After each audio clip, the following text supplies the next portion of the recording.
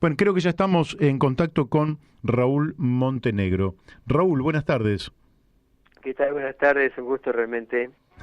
Bueno, Raúl, nosotros hoy te convocábamos porque nos enteramos que ustedes estaban desarrollando un taller abordando una cantidad de temas, desde la pérdida de biodiversidad, ecodiversidad, zoonosis, pandemia viral, temas conectados, una cantidad Ujú. de temas que tienen que ver realmente con la actualidad, con algo que nos preocupa, que además es una cuestión de fondo, y nos encantaría que nos dijeras cómo se desarrolló, eh, creo que era para docentes, cómo se desarrolló este taller, de qué se trató cada uno de los temas, en fin, tenés la palabra.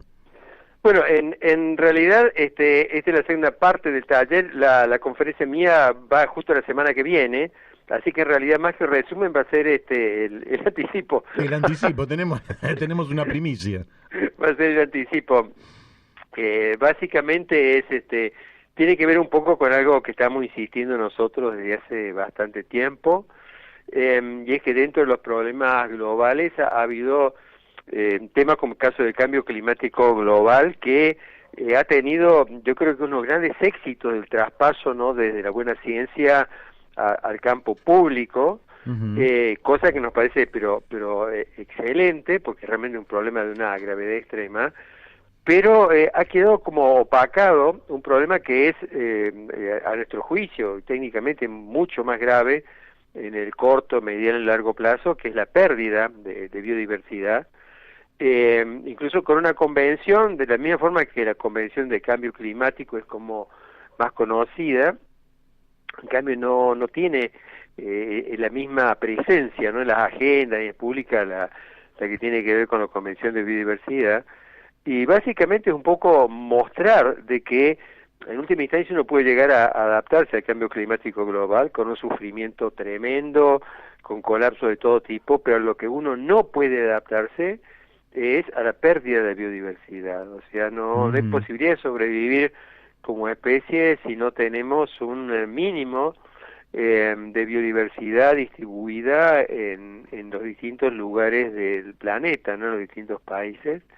Entonces era un poco esto, repasar cómo veníamos nosotros destrozando, fragmentando, reduciendo, y que esto obviamente era una de las peores amenazas que tenemos, y a diferencia del cambio climático, que uno, bueno, trabaja con un universo más simple, en el sentido de que uno habla de gases de efecto invernadero, en cambio en biodiversidad hablamos de miles de especies, la mayor parte de ellas ni siquiera clasificadas, que son las que aseguran la regeneración de suelo, las cuencas hídricas, eh, pero además tienen una ligazón muy cercana con lo que nos está pasando con el virus, con el SARS-CoV-2, y obviamente con la COVID-19, que es la enfermedad que produce, Ujú.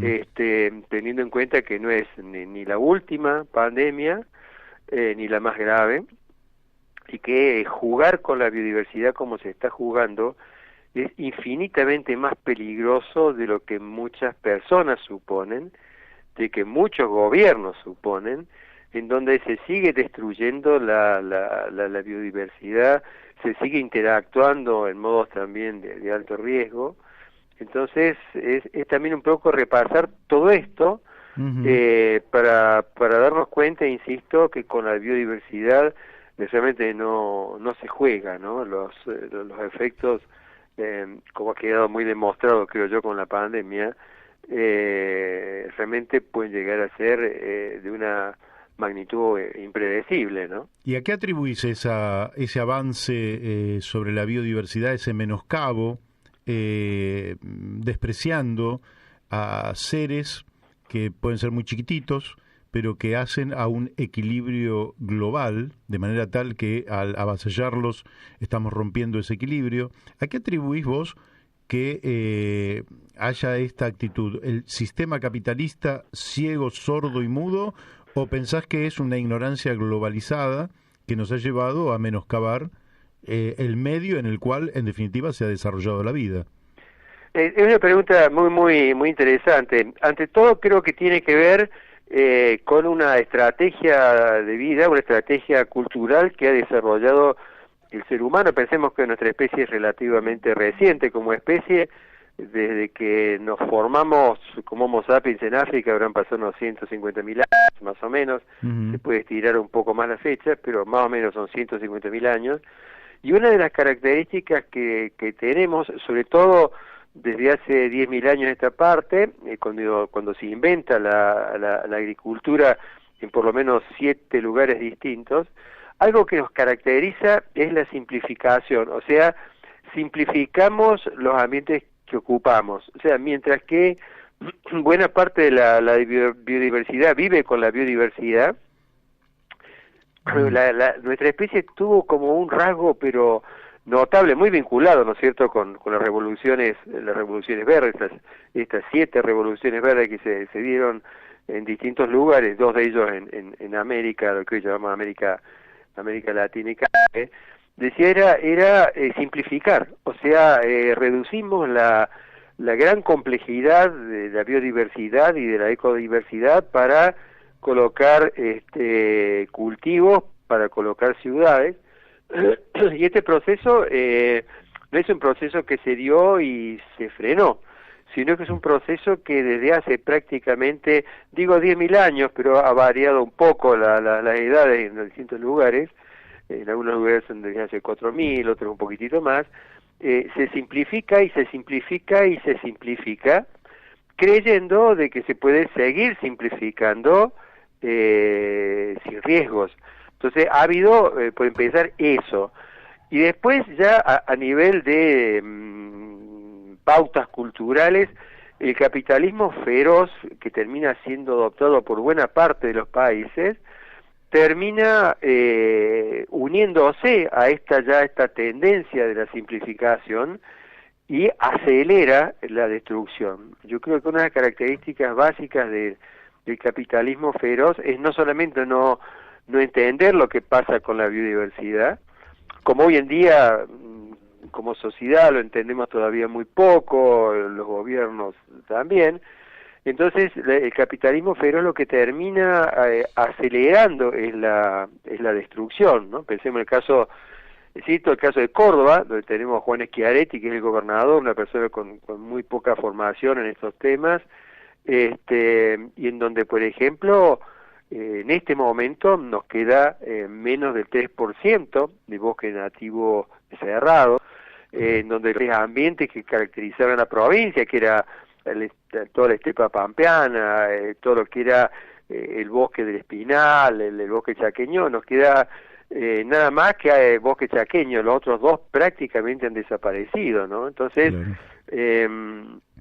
Digo que se han combinado ya una tendencia a simplificar que se da en nuestros hogares, ¿no? En nuestros hogares la tendencia es matar a todo ser que camina, salvo nosotros y las mascotas. Entonces yo creo que ha sido interesante la pregunta porque es una combinación entre una característica cultural muy fuerte en nuestra especie de simplificar y un capitalismo feroz que lo ha acelerado y multiplicado a un nivel realmente atroz, ¿no? Claro, ahora el general San Martín ya grande, cuando le deja las máximas a Merceditas, que ya no me acuerdo muy bien, pero en una de esas le decía que cuidara hasta los bichitos, ¿no? Después de haber participado en la guerra, tenía esa, digamos, esa actitud, si se quiere, ecológica, más propia con la modernidad que con el tiempo que le tocó vivir. Te pregunto por otra razón que tiene que ver con la explosión demográfica. El crecimiento de la población a nivel mundial en los últimos 3 siglos, digamos, 250 años, bueno, en la Argentina, por la inmigración y otros factores, si tomáramos 250 años, prácticamente la población se multiplicó por 100 o algo por el estilo. ¿Hay algún cálculo de qué capacidad de carga tiene el planeta como para decir X cantidad de personas podrían vivir adecuadamente en el planeta, disfrutando de la vida, consumiendo lo que hay que consumir, pero más de esta cantidad empieza a poner en crisis la propia sustentabilidad ambiental? Digamos que tus preguntas son complicadas. No, bueno. Mira, primero que el tema de población es un tema que prácticamente ha sido excluida de la mayor parte de las agendas, tanto de derecha como de izquierda. Es un tema que obviamente es como si hubiera sido dejado de lado, y obviamente es parte del problema. Solo que no solamente por la cantidad de gente, yo siempre cito el caso de la India. Yo en la India estuve trabajando y siempre he tenido la impresión cuando caminaba en alguna ciudad de la India de estar en un lugar donde todo el tiempo como si fueran manifestaciones por la cantidad de gente, en donde la India, por ejemplo, cada año es prácticamente una población como la de Argentina la que se suma. Impresionante. Entonces, obviamente, la variable demográfica tiene que ver, es inevitable, pero insisto, no forma parte de la agenda. De hecho, todos conocemos la Convención de Cambio Climático, pero muy poca gente conoce un organismo como el FNUAP, que es un organismo clave, que es el Fondo de Naciones Unidas sobre Población. Entonces, la población, obviamente, es un tema clave, pero asociado con otro tema que son los estilos de vida y la inequidad, o sea, la famosa copa invertida, en donde está bien, nunca ha habido tanta gente como la que hay en este momento. Eso es algo de lo que incidió muchísimo en todo este proceso de pandemia viral, pero no solamente que tenemos la mayor cantidad de gente de la historia, sino que también nunca hubo tantos esclavos en la historia humana como ahora. Es curioso como muchas personas cuando piensan en la esclavitud ven los barcos desplazándose de África, por ejemplo, hacia América. Sin embargo, si nosotros sumáramos todos los esclavos que se movieron durante el periodo de la esclavitud, son cifras pequeñas al lado de la cantidad de esclavos que hoy en día, por ejemplo, se encuentra con otras características distintas, pero sigue siendo esclavitud. Y una realidad en donde el 20% de la población mundial prácticamente maneja la mayor parte de los recursos, y en donde, y esto es importante tenerlo en cuenta, la inequidad es tan grande, que de pronto un miembro de una comunidad vía guaraní, como la que yo vengo trabajando en Misiones, tiene un consumo de unos 3.000 kilocalorías por persona y por día, y una persona que trabaja de pronto en la bolsa en Nueva York consume 400.000. Amigo, 100 veces más. Entonces, fijémonos la distancia, 3.000 a 400.000. Sí. Y sin ir más lejos, y volviendo al tema de la pandemia, fijémonos en las vacunas, o sea, quiénes son los que más han vacunado y cuáles son los países que ni siquiera han empezado a vacunar. Entonces vemos que no solamente hay un problema demográfico, o sea, la gente multiplicándose, sino que a su vez que cuando de pronto nace un bebé en una sociedad altamente tecnificada y consumista, va a terminar impactando como 3.000 niños del tercer mundo, ¿no? Incluso hasta siendo bebé, ¿no? Entonces digo, esta es parte de nuestra realidad y es la que también empuja estos cambios de biodiversidad, y que terminan de alguna forma estallando, pero estallando sobre todo por la pandemia, ¿no? Pensemos que en el caso del SARS-CoV-2, que es un virus de ARN, de ácido ribonucleico, que digamos los dos tipos de virus, ARN y ADN, bueno, es un virus que seguramente estaba en un circuito relativamente cerrado. Hay un murciélago que se llama Rhinolophus affinis, que es uno de los posibles fuentes, con un virus propio que tiene más del 96% de la, digamos, semejanza genética.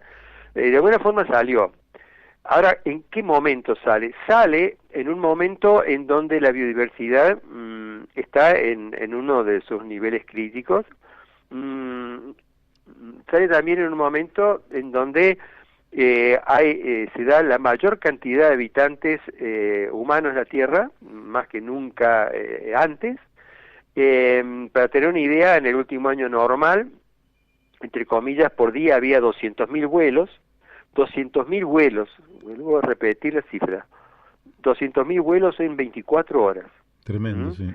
Y después de ciudades, como algunas de Bangladesh, en donde tenemos 200.000 personas por kilómetro cuadrado. Entonces, el virus, ya sea en forma directa, con alguna intermediación en algún otro organismo, entra en una población que prácticamente estaba ofreciéndose para ser el gran lugar de cultivo del virus. Ingresa el virus, que no es un virus, ni es el peor. Un virus como el del ébola tiene una letalidad de casi del 90%, este tiene un poco alrededor del 3%. Decía, entra y entonces ha tenido el éxito como población viral que ha tenido, con todo el drama asociado, pero insisto, primero porque se jugó con la biodiversidad, claro. Y después porque nosotros generamos las condiciones ideales para la expansión viral, sin contar los cómplices humanos de esta pandemia, como por ejemplo Jair Bolsonaro. Jair Bolsonaro, si uno quisiera verlo, uno podría claramente asignarlo como cómplice viral, porque gracias a él la viremia en Brasil fue mucho más profunda y letal y mató mucho más gente, ¿no? Entonces, no solamente generamos las condiciones, sino que hubo personajes como Trump en el caso de Estados Unidos o Jair Bolsonaro en Brasil, que terminan actuando como cómplices, y una situación en donde, y acá viene tal vez una de las cosas que vamos a ver también en la charla, y es que la biodiversidad es de alguna forma, usando el principio de precaución, una especie de aliada. Siempre va a ser mucho más problemático que haya solamente un monocultivo, llamémoslo, de gente, que tengamos a las personas conviviendo con biodiversidad. O sea, un virus tiene mucho menos probabilidades de tener obstáculos en un sistema como el nuestro, muy simplificado, donde tratamos de limpiar todo lo que es biodiversidad, cuando, y mucha gente no lo sabe, ¿no? A nivel de océanos, por ejemplo, los organismos más comunes y dominantes en los océanos son los virus, ¿no? O sea, para que tengamos una idea.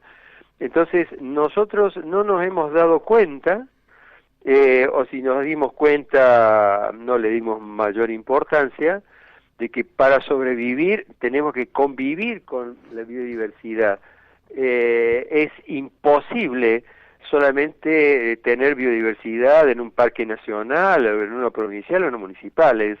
Es muy poquito lo que puede ayudar eso. Necesitamos, sin descartar su importancia, ¿no? Pero sí, necesitamos convivir diariamente con la biodiversidad, y la biodiversidad, ¿qué es lo que es lo que se encuentra en los ambientes nativos: virus, bacterias, hongos, árboles, insectos, aves, reptiles, todo, esos miles de especies, es lo que garantizan la supervivencia de los sistemas y de nosotros mismos. Por lo tanto, este olvido, que para mí es un olvido trágico, un descarte trágico del tema, es lo que está pasando en este momento. Y en el caso del virus, digo, para que la gente tenga a veces un poco noción de, cuando hablamos de virus, de qué hablamos. Por ejemplo, un solo pulmón enfermo de una persona con COVID tiene 100 millones de virus. Una persona enferma en todo su cuerpo tiene 100.000 millones de virus. O sea, virus que se están duplicando, que están permanentemente, pues no se dividen por ellos mismos, usan las células. Y para que veamos hasta qué punto esta cosa lateral a la biodiversidad, si pesáramos todos los virus que hay en este momento en todas las personas enfermas, las pesáramos, hiciéramos una balanza, porque el cálculo ya fue hecho por algunos investigadores. Los virus, recordemos, son invisibles y tienen pesos muy, muy pequeños, en el orden de femtogramos. Todo este caos es producido por 1 kilogramo de virus. Claro, nada. Qué terrible. O sea, que si los pesáramos, ¿no es cierto?, pusiéramos una balanza, todo este caos gigantesco es producido por 1 kilogramo, y si uno no va apenas a la Primera Guerra Mundial con lo que fue la mal llamada gripe española, porque en realidad empezó en Texas, en Estados Unidos, Sí. allí fueron 100 millones de víctimas. Es decir, ha habido cosas que han venido ocurriendo, y que todas tienen que ver con la biodiversidad, de una o de otra forma. Entonces, por eso es la insistencia, en este caso, en esta actividad, este curso, gracias a la tarea de María Angélica que es la con su equipo quien está detrás de esto, pero digo, este es un tema que nosotros insistimos, es tan importante el tema de la biodiversidad como convenciones que todavía no existen y que es una que insistimos mucho, que es justamente la sobre estilo de vida y comportamiento humano, porque si no, estas son las dos cosas que están juntas. Si no trabajamos sobre los estilos de vida, y bueno, los dramas que se van a ir viviendo son terribles. Son cada vez peores, ¿no? Raúl, Daniel de Abrantes te habla. Aprovecho. ¿Qué tal? ¿Cómo te va? ¿Qué tal? Que te tenemos, es un lujo tenerte en nuestro programa por toda la profundidad de tu pensamiento y la necesidad de reflexionar sobre estos temas, ¿no? Yo hace poco vi una película documental que transmiten en Netflix sobre el tema de la pesca, y la verdad que quedé medio espantado, porque allí se planteaba que, tomando un poco lo que decías vos, ¿no? Uno de los grandes reservorios, o quizás el más importante reservorio de la biodiversidad son los océanos, y el desastre que se está produciendo en los océanos a través de las formas que se utilizan para pescar, que arrasan con todos los lechos marinos y demás. Decían en esta película que tenía un impacto aún mayor a la deforestación que se está produciendo en el Amazonas y en el resto de los lugares del planeta. Y de esto se habla muy poco, porque dicen que el intercambio de gaseoso que produce la biodiversidad submarina es de un impacto tan grande, y la recomposición de esas áreas es muy complejo, y estamos alegremente caminando por distintos caminos, ¿sí?, hacia la misma cornisa. Y yo quería preguntarte si esto también vos lo habías estado viendo, evaluando el tema de la pesca industrializada, el impacto que está teniendo en la liquidación de estos sistemas ecológicos. Plancton le llaman. Sí, el plancton es una parte, pero hay desde las infinidad de algas que se producen en el lecho marino, que además producen todo un intercambio gaseoso igual que los bosques, ¿sí?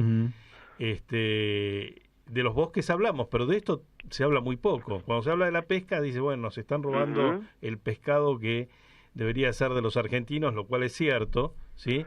Pero el desastre a nivel de los ecosistemas marinos parece ser que también es un tema a tener muy en cuenta, porque puede tener un impacto fenomenal, ¿no? Claro. Ahora, lo que es importante cuando yo hablo de biodiversidad, estoy hablando de toda la biodiversidad.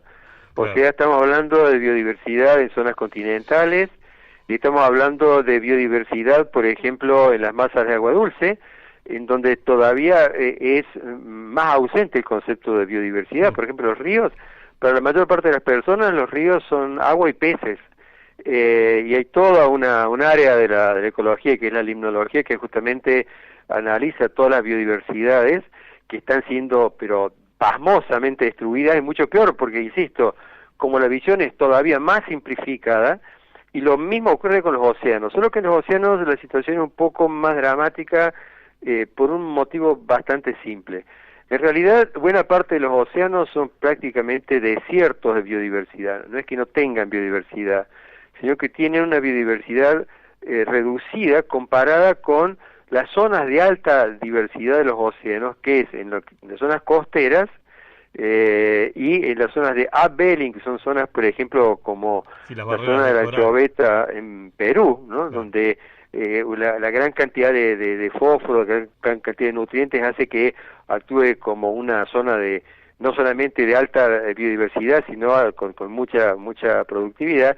Quiero decir con esto de que la fragilidad de los ecosistemas oceánicos es todavía mayor, porque mientras que a nivel continental nosotros tenemos una distribución que existía, no la de ahora, muy amplia de biodiversidad, más concentrada en lugares más calientes, menos concentrada, por ejemplo, en lugares fríos, pero está relativamente distribuida. En los océanos está asociada fundamentalmente a las zonas costeras, a las zonas estuarinas, que justamente en donde se produce la mayor depredación. Argentina es un país que es algo así como un gran colador, en donde las grandes flotas pesqueras se mueven en aguas internacionales y incursionan dentro de nuestra zona, digamos, de exclusión. Entonces, ese es el otro problema, es que del mismo modo que en las aguas dulces no alcanzamos a ir más allá del concepto de agua-peces, en el caso, por ejemplo, de los océanos, también la simplificación es creer de que es como algo casi homogéneo, ¿no? Y en donde si estoy en alta mar, en aguas internacionales, voy a tener una biodiversidad espectacular. No es así. La mayor parte de la biodiversidad está en zonas costeras. Entonces, este proceso de destrucción se va dando en todos los ámbitos al mismo tiempo, sea en zonas de tierra firme, en zonas acuáticas de agua dulce y también en las zonas marinas. Y el problema, y acá viene el porqué del problema, la organización de la biodiversidad son miles de especies, y en cada lugar nativo hay miles de especies interactuando y que vienen interactuando así desde hace miles de años. Ese sistema de miles de especies, donde hay algunas dominantes, zonas más raras, es lo que garantiza que ese propio sistema siga viviendo. Cuando nosotros, por ejemplo, en tierra firme quemamos, el año pasado en Córdoba perdimos más de 330.000 hectáreas. De esto, de paso, lo hemos denunciado penalmente a Juan Schiaretti, al gobernador, por su impericia para manejarlo. Tenemos no solamente destrucción por fuego, por desmonte. Argentina ya, por lo menos de bosques de cierta densidad, más del 80% ha sido destruido.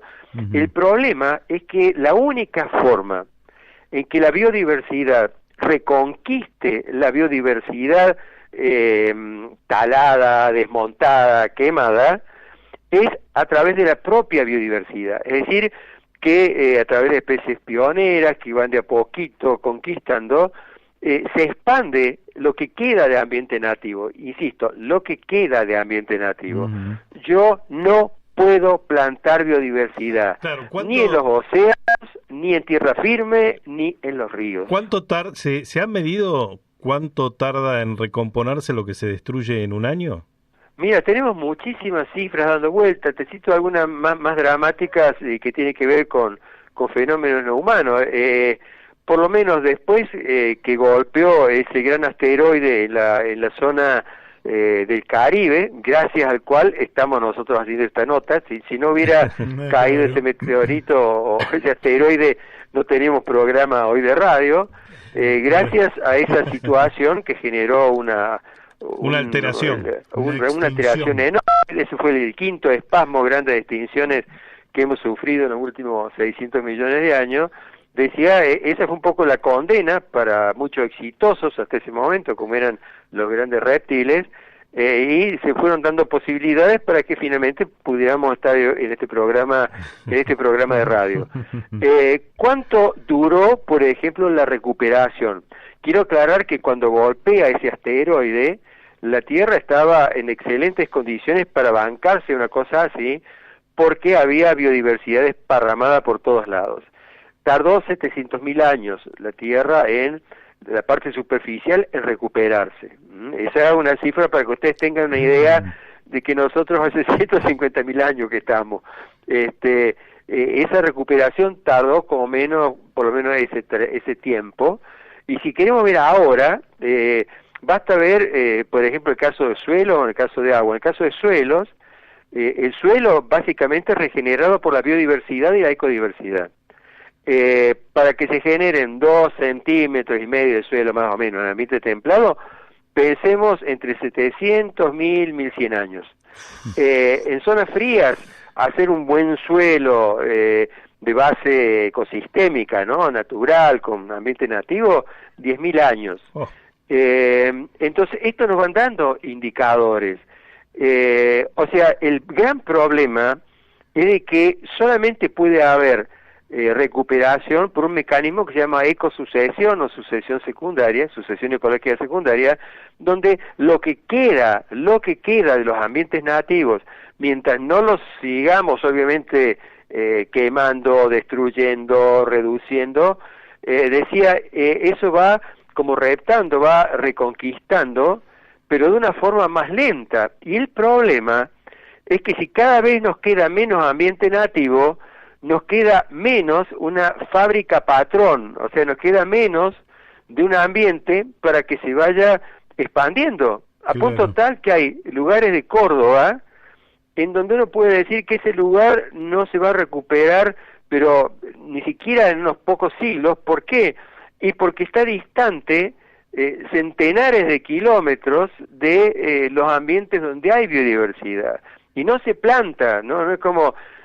siempre me da... Si no es plantar un pinito y que vuelve la biodiversididad. No, es que de hecho, los muchos funcionarios, vuelvo a citar el caso del INEFAL de Juan Schiaretti en Córdoba, pero no es el único caso, se producen incendios y sistemáticamente después ponen en marcha algún programa de reforestación. ¿Se puede plantar? Sí, se puede plantar, pero no se puede plantar biodiversidad. Y a su vez, hay gente, en el caso de Ricardo Suárez, que es un biólogo que trabaja en Córdoba, y trabaja estupendamente, por ejemplo, ayudando al sistema a recuperarse, plantando, por ejemplo, el tabaquillo, que es un arbolito de altura, hace unos bosquecitos de altura. Eso es una cosa, ¿no?, que se llama bosquizar. Pero una cosa muy distinta son estos proyectos. ¿Por qué? Porque vienen hechos con malicia. En realidad, vienen con la ignorancia de una persona como el gobernador, pero aparte de esa, vienen con malicia, porque da la impresión que, bueno, se quemaron 330.000 hectáreas, pero el gobierno está plantando. ¿Perdón? ¿Plantando qué? ¿Qué está plantando? Imaginen, digo, esto para que ustedes vean la categoría de gobernantes que tenemos. Se nos fue el tiempo igual, ¿eh? Ah, perdón. No es... Yo me quedaría 2 horas más charlando con Raúl. Parece que te hubiéramos cortado porque queremos defender a Schiaretti. Nada